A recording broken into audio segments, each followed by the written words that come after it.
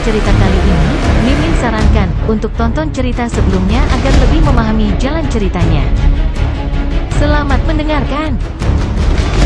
Dari kejauhan, tampak seseorang berjalan sangat lambat, tetapi sosoknya dengan cepat membesar di depan Dewa Masakan dan Dewi Sembilan Warna. Itu adalah pria aneh dengan wajah garang dan perut buncit. Tubuh agung itu tingginya 3 meter, dan seluruh tubuhnya memancarkan cahaya kuning tua yang kuat. Lingkaran cahaya di belakang kepala juga berwarna kuning tua, tetapi ada 7 lingkaran cahaya. Dia memiliki sepasang mata kecil, tapi dia tidak sedang melihat Dewa Masakan dan Dewi Sembilan Warna saat ini, tapi melihat sepiring nasi goreng di atas meja, matanya penuh dengan keserakahan dan kelaparan. Baunya enak, wanginya enak, benar-benar enak. Sepertinya, Dewa Masakan ini masih punya efek. Mulai sekarang, kamu akan menjadi koki kerajaanku. Haha, hahaha, aku sudah lama menunggu hari ini. Dewa Masakan berkata dengan nada menghina. Dia mendengus, mengapa penjahat selalu terlihat begitu sombong ketika mereka muncul? Dewi Sembilan Warna mengangguk dan berkata, dan juga, dia sangat jelek. Orang aneh berwarna kuning tua itu menegang dan meraung. Beraninya kamu berbicara tentang aku? Jelek. Dewa Masakan berkata dengan bangga, melihat dari keajaibanmu, bukankah kamu memang jelek? Tahukah kamu siapa kami? Orang aneh berwarna kuning tua itu tersenyum dan berkata, ya, tentu aku tidak tahu. Apakah kamu berasal dari benua yang sama dan merupakan partner? Apakah kamu ingin memberitahuku hal ini? Dewa Makanan berkata dengan sedikit sombong, apakah kamu tidak takut? Orang aneh berwarna kuning tua itu tertawa dan berkata, akulah Dewa Kerakusan. Tentu saja aku takut. Aku benar-benar takut setengah mati. Hahaha. Mendengarkan tawanya, tidak ada sedikit pun rasa takut. Wajah Dewa Masakan tiba-tiba berubah muram. Pihak lain mengetahui bahwa dia dan istrinya memiliki hubungan keluarga dengan Dewa Laut, namun dia tetap berani melakukan ini. Dia pasti mengandalkan sesuatu. Saat berikutnya, wajahnya tiba-tiba berubah menjadi senyuman yang menyanjung. Ternyata itu adalah Dewa Kerakusan. Jika kamu ingin makan makanan enak, kamu seharusnya memberitahuku lebih awal. Suatu kehormatan kecil menjadi koki bangsawanmu. Ayo pergi sekarang. Kita, sebagai pasangan, tidak akan pernah menolak. Bagaimana kalau aku memasak untukmu dan membiarkan istriku menuangkan anggur untukmu? Dewi Sembilan Warna sepertinya sudah terbiasa dengan sifat tidak tahu malunya sejak lama. Tidak ada perubahan pada ekspresi wajahnya, dia hanya menatap Dewa Kerakusan dengan acuh tak acuh. Dewa Kerakusan tertegun sejenak, lalu tertawa lagi. Oke. Seseorang yang mengetahui keadaan seperti ini adalah pahlawan. Ini akan menyelamatkanmu dari banyak masalah. Ikuti aku. Gelombang lengan besar, kekuatan isap yang kuat tiba-tiba datang. Lengan besar itu, seperti mulut binatang raksasa, menyedot Dewa Masakan dan Dewi Sembilan Warna. Setelah mendapatkan Dewa Makanan dan Dewi Sembilan Warna, Dewa Kerakusan mengambil piring berisi nasi goreng di depannya, menuangkannya langsung ke mulutnya, dan mengunyahnya dengan keras. Baunya enak sekali, ini enak sekali. Sudah lama sekali aku tidak makan sesuatu yang enak sekali. Perjalanan ini sangat berharga. Hahaha. Cahaya kuning tua tiba-tiba menyatu, lalu berubah menjadi gelap. Segera, dia terbang menuju kejauhan dan menghilang dalam sekejap. Lembah telah kembali seperti semula, kabinnya masih sama, dan bunga-bunga bermekaran, namun pemiliknya hilang. Ini adalah danau yang gelap, danau merah. Tepatnya, itu adalah danau yang terbentuk dari magma. Suhu tinggi yang mengerikan membuat segala sesuatu di sekitarnya menjadi terdistorsi dan tidak nyata. Di danau, ada seseorang yang terbaring diam, seorang pria gemuk. Tapi ada kenangan samar di mata kecilnya. Dia sepertinya sudah lama sekali terbaring di sini. Tampaknya berabad-abad telah berlalu, namun ia tetap sama, tanpa perubahan apapun. Aroma khusus mulai menyebar di area ini. Sepertinya ada aroma manis yang samar, tapi lebih dari itu adalah hasrat yang lembut. Pria itu tiba-tiba duduk, seolah-olah dia sedang berjalan di tanah datar di dalam magma. Ketika dia duduk, tubuhnya yang tinggi berubah menjadi merah keemasan yang aneh, dan sebuah lingkaran cahaya melintas di belakangnya. Langit yang semula berwarna merah tua, tiba-tiba berubah menjadi merah keemasan. Gadis itu tiba-tiba mempercepat, dengan cepat datang ke sisinya, dan mempersempit diri dengannya. Itu adalah seorang wanita yang mengenakan rok panjang. Rok panjang berwarna putih sangat kontras dengan dunia merah menyala. Dia memiliki wajah yang memukau dan sosok yang sempurna menjadi tembus cahaya, dan sosok cantik itu menjulang, seolah-olah ada godaan yang tak ada habisnya keluar darinya. Dewa nafsu, mata Ma Hongjun itu menyipit, tetapi dalam sekejap menjadi jelas, dan aura kuat keluar dari tubuhnya. Phoenix api berwarna merah keemasan di atas kepalanya menjadi semakin mempesona pada saat ini. Hei! Dengan teriakan yang tajam, Ma Hongjun merentangkan tangannya di kedua sisi tubuhnya. Burung Phoenix api berwarna merah keemasan di atas kepalanya menyala terang burung Phoenix api. Seluruh danau magma benar-benar mendidih pada saat ini. Semua magma naik pada saat yang sama dan bergabung ke dalam tubuh burung Phoenix api. Api yang mengerikan juga meledak sepenuhnya pada saat ini. Sebagian besarnya hilang karena suhu tinggi yang mengerikan. Fluktuasi kekuatan ilahi yang kuat menembus langit. Kamu benar-benar mengejutkan. Kekuatan yang sangat kuat. Informasi ini benar-benar salah. Tidak ada jejak api jahat di Evil Fire Phoenix. Sebenarnya, aku sangat penasaran denganmu. Apa yang sebenarnya terjadi? Dewa nafsu mulai panik, lingkaran halo muncul dengan tenang, berubah menjadi 7 cincin cahaya, mekar. Di dalam lingkaran cahaya merah tua, lapisan lingkaran cahaya menyebar seperti sangkar besar, menekan semua api Dewa Phoenix. Apa yang ingin kamu lakukan? Suara berat Dewa Phoenix terdengar. Apa yang ingin kamu lakukan? Adikku hanya ingin mengundangmu sebagai tamu. Dewa Phoenix, karena kamu memiliki pikiran yang kuat, mengapa tidak membiarkan adikku menghakimi kamu dengan dosa-dosa asal? Kamu harus berhati-hati. Saat dia mengatakan ini, seluruh tubuh Dewa Nafsu tiba-tiba berubah menjadi merah tua. Dia mengambil langkah ke depan, dan saat berikutnya, sosok merah tua muncul di belakang Dewa Phoenix. Dewa Nafsu ini adalah dewa tingkat pertama yang kuat, dan hanya ada 18 dewa tingkat pertama di seluruh alam dewa. Ini adalah eksistensi kuat nomor 2 setelah 2 Raja Dewa dan 3 penegak hukum Dewan Alam Dewa. Budidaya Dewa Phoenix sudah menjadi yang terbaik di antara dewa tingkat kedua, tetapi jika menyangkut dewa tingkat pertama, masih ada celah yang tidak dapat diatasi. Dengan kilatan cahaya merah tua, sosok itu menyatu ke dalam tubuhnya dan menghilang. Tubuh Dewa Phoenix sedikit gemetar di udara, dan kemudian matanya berubah dari merah keemasan menjadi merah tua. Burung Phoenix api besar juga mulai bergetar hebat di udara. Sedikit cahaya merah tua mulai menyinari bulunya menuju tubuhnya, dan tubuhnya mulai bergetar hebat. Segera, cahaya merah tua menyebar ke hampir lebih dari sepertiga tubuhnya, dan burung Phoenix api besar mulai menari-nari dengan liar di atas danau magma. Api Phoenix yang menakutkan terus dilepaskan keluar dari tubuhnya, agar dapat melarikan diri dari pengekangan Dewa Nafsu yang kuat. Namun, Dewa Nafsu itu seperti belatung yang menggerogoti seluruh tubuh. Tidak peduli bagaimana dia membebaskan diri, tidak peduli seberapa panas api Phoenix-nya, dia tidak dapat melepaskan diri dari Dewa Nafsu yang merasukinya. Warna merah tua terus menyebar dan naik ke atas. Tak lama kemudian, separuh tubuhnya sudah menjadi merah tua. Api Phoenix juga perlahan-lahan menjadi tenang dan mendarat di permukaan danau magma. Sepertinya dia sudah mulai menurun dan bisa saja jatuh ke dalam jurang nafsu kapan saja. Di kedalaman mata Phoenix-nya, berbagai gambaran berkedip, yang merupakan hal paling orisinal yang berhubungan dengan nafsu jauh di dalam hatinya.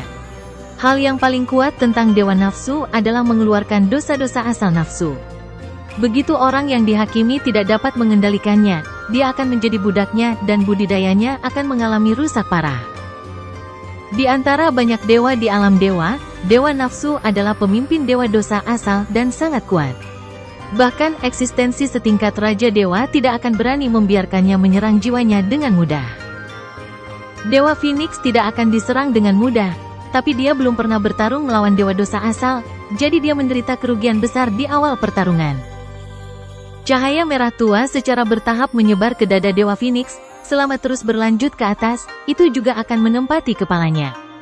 Kemudian, Dewa Phoenix hanya akan dikendalikan oleh nafsunya sendiri, sepertinya dia telah jatuh di bawah kendali Dewa Nafsu. Namun, pada saat ini, tiba-tiba, tubuh Dewa Phoenix membeku sesaat, dan waktu seolah-olah berhenti sejenak. Dewa Phoenix mengucapkan beberapa kata yang jelas, "Sayang, aku sangat merindukanmu." Saat berikutnya, cahaya merah keemasan terang tiba-tiba menyala dari dahinya. Burung Phoenix api besar tiba-tiba mengangkat kepalanya, dan tangisan burung Phoenix yang keras tiba-tiba terdengar. Warna merah keemasan mulai dari kepalanya dan tiba-tiba menyebar ke seluruh tubuhnya.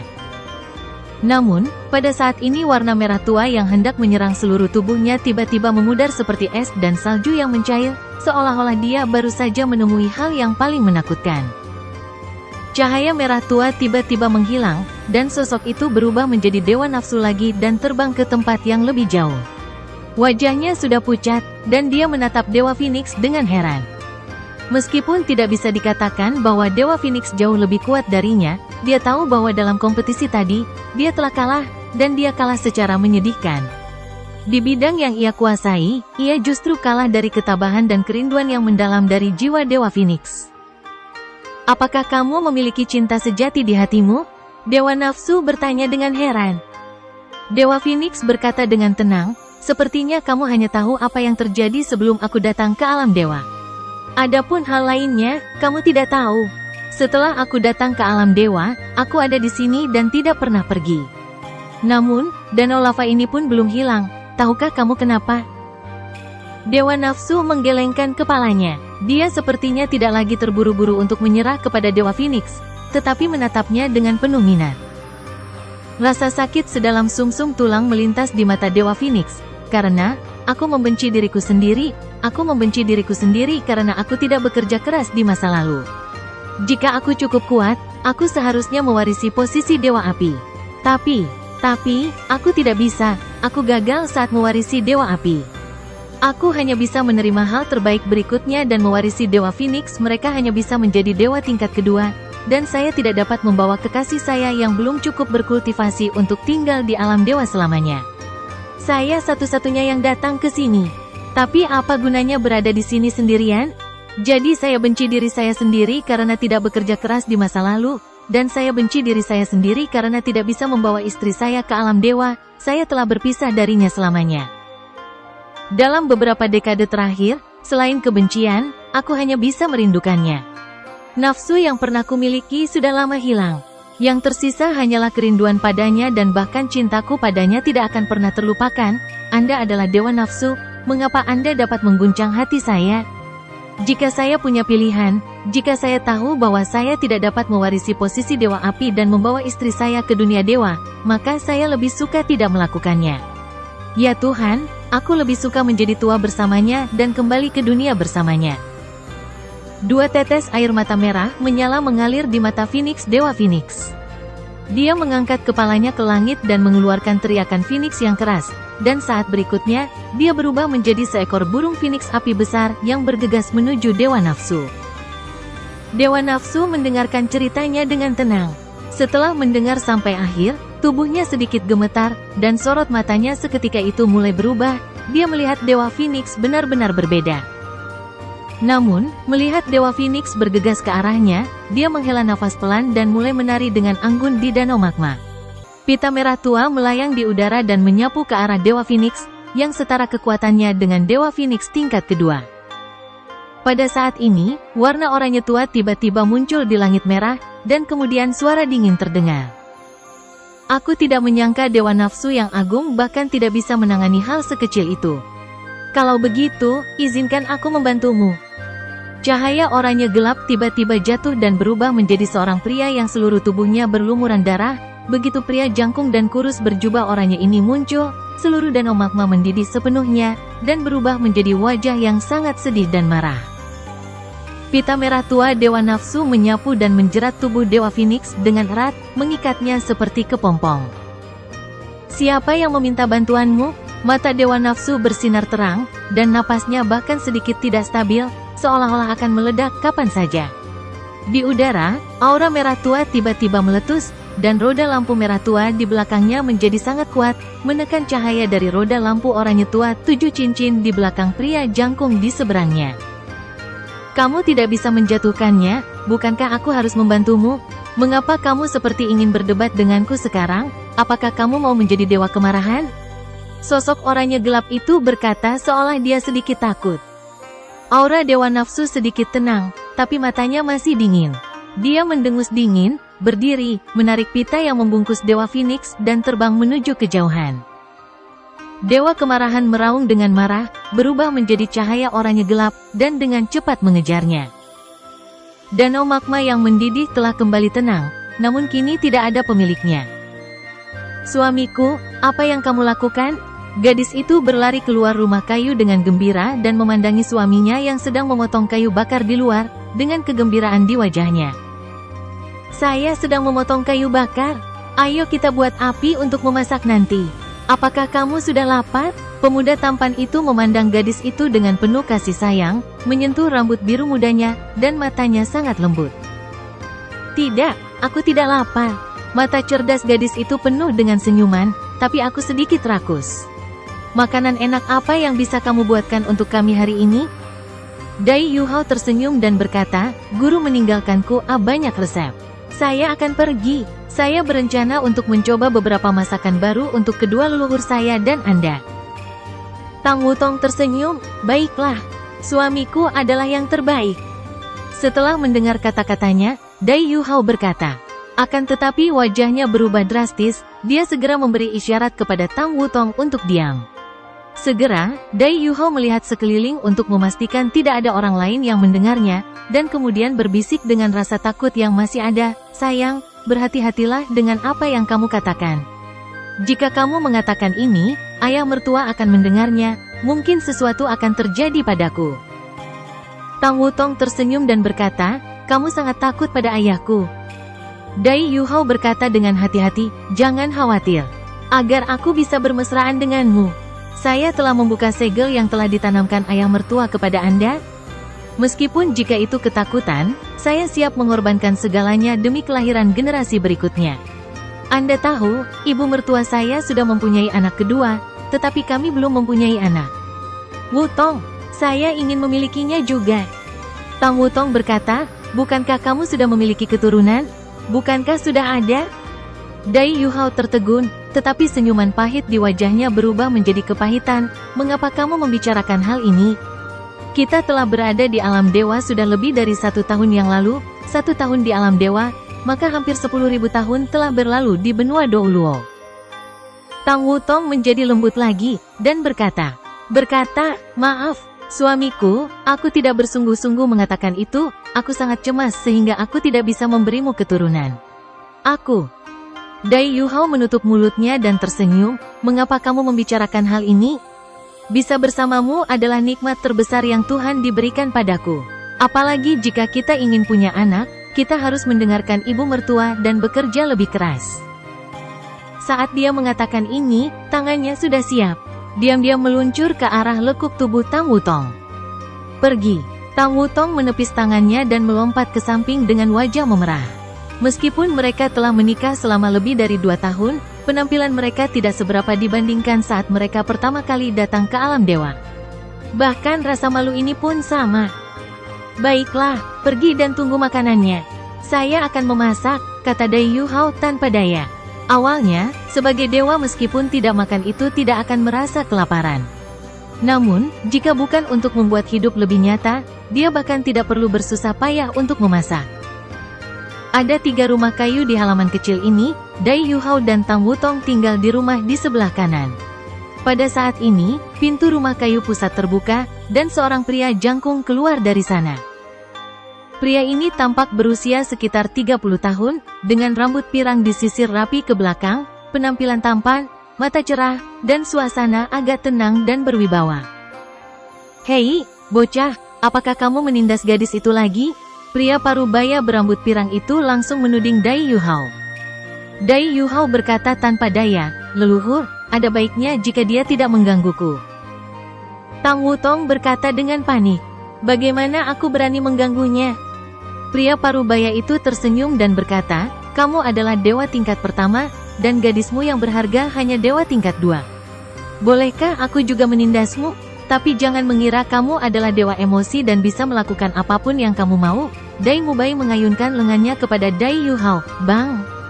Dia memberi isyarat dengan tinjunya dan berkata, Butong, jika dia melakukan hal yang tidak-tidak, biarkan paman memukulnya. Dai Yuhao menggaruk kepalanya, melihat Dai Mubai dan Tang Wutong tertawa bahagia. Pada saat ini, wanita cantik lainnya berusia 20-an berjalan keluar dari rumah kayu di tengah dan berkata sambil tersenyum, "Setiap kali saya mendengar Anda selalu seperti itu, saya tidak tahan. Kekacauan generasi ini benar-benar berantakan." Dai Yuhao tersenyum pahit dan berkata, "Leluhur, tidak ada yang bisa kulakukan. Siapa yang menjadikanku generasi berikutnya?